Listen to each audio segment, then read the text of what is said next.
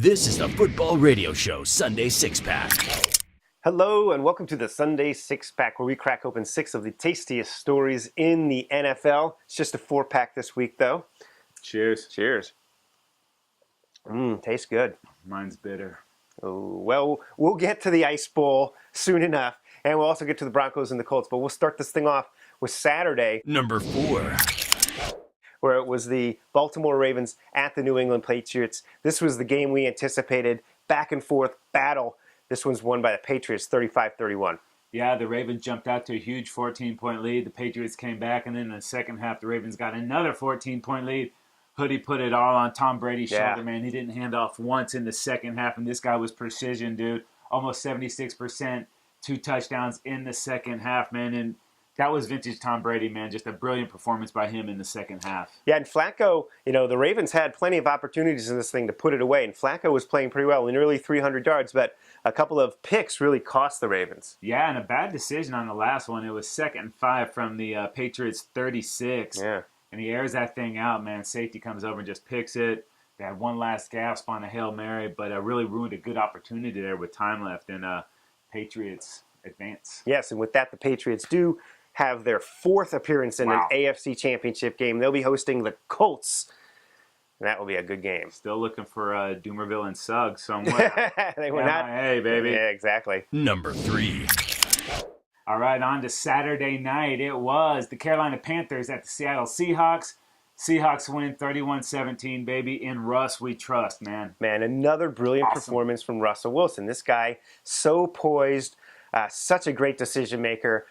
268 yards, 3 touchdowns, just moving around in the pocket. Just seems Some brilliant throws, dude. Amazing, absolutely brilliant performance from Russell Wilson. What can you say, man? He's awesome, man. And that first touchdown to Baldwin there, dude, he just let that thing hang. The guy was like on the 7-yard line, gave him time to get there, and then the big one to Curse. But Cam played pretty well in stretches, too. Just too many mistakes, especially early on. They were still kind of in the ball game, but then as the game went on, the mistakes got bigger. Yeah, and it was the biggest mistake was obviously the interception to Cam Chancellor. Cam Chancellor was having a phenomenal football game anyways, and then this one really sealed the deal. He intercepts the ball, goes back 90 yards for the touchdown. That really put the separation and got the victory for him. And the Seahawks move on to host the Packers in the NFC Championship. Just a quick reminder, if you dig what you're seeing, go ahead and subscribe to our YouTube channel right now. Comment, leave us thumbs up. We appreciate it.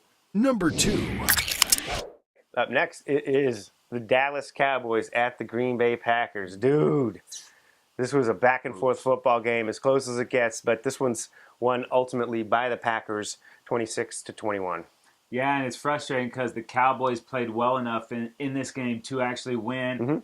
Just a couple weird sequence of events there. In the second quarter, it looked like the Cowboys were driving, going to end the quarter with a field goal or touchdown. Yeah. It was a first down, then it wasn't, and then a bad play on third down. They miss a field goal. The Packers tack on a field goal to end the half, a 6-point turnaround there. And then in the second half, baby, DeMarco finally started to get some space. Had nothing in front of him, bro. He might have been going. And Julius Peppers in with the strip, dude. Packers recover, get another field goal out of that. And that defense made plays like that all day to keep them in the game. Yeah, and it was great for the Packers because they weren't really clicking early, especially Aaron Rodgers, really trying to knock the rust off with that calf injury.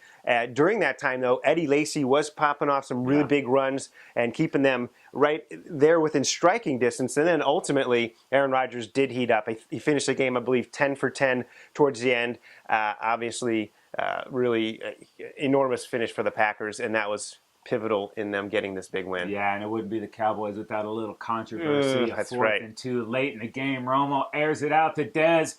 He takes not 1, not 2, but 3 steps, reaches that ball out, tries to get across the goal line, down inside the 1. That's what the ref thought on the field. That's what I thought.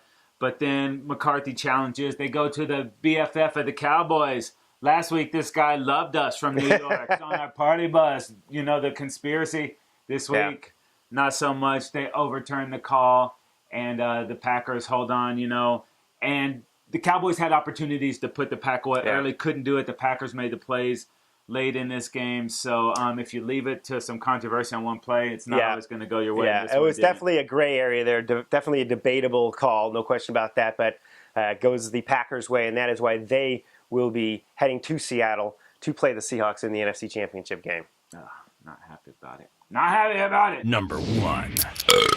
All right, we wrap up the divisional weekend in Denver. It was those Broncos hosting the Colts. But it was the Colts winning this game, probably in the shocker of the weekend, 24-13.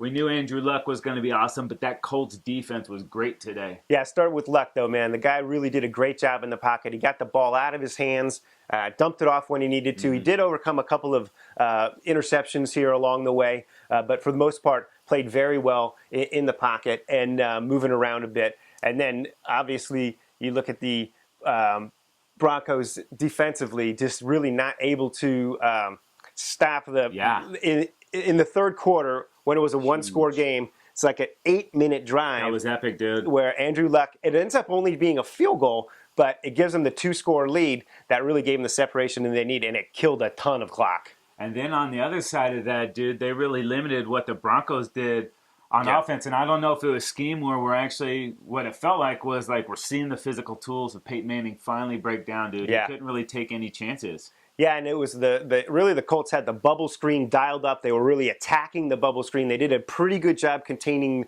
the Broncos' running game, and they didn't really feel like they were being threatened deep. And every time really that Manning threw the ball anywhere past like 10 or 15 yards, it wasn't very accurate. There were a few drops in there too, but really we did not see any deep throws from and even when the Broncos were down by 2 scores very late in this football game, you expect them to go down the field with it, and they're still just dumping it off underneath.